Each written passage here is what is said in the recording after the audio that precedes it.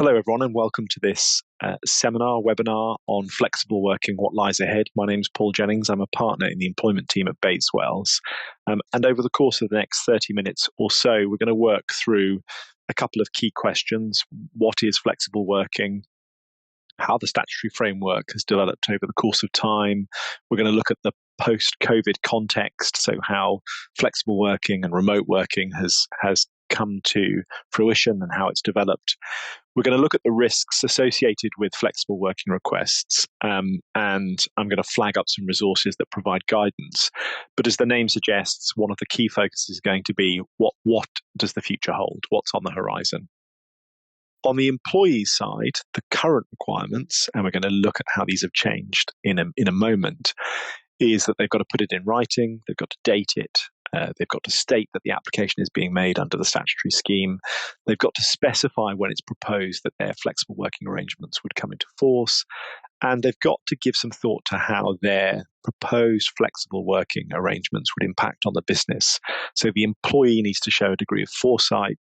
They have to show that they've thought about the impact, and they have to discuss that in the application that they make. They also have to say whether they've made a prior statutory application.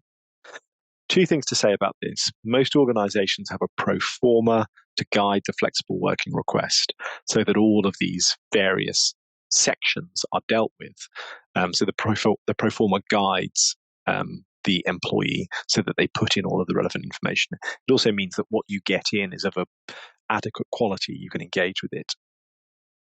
Equally, if an individual fails to give some of this detail, it's a very bad idea to turn something down on a technical basis. Much better to support someone to articulate their flexible working request adequately and to take it from there.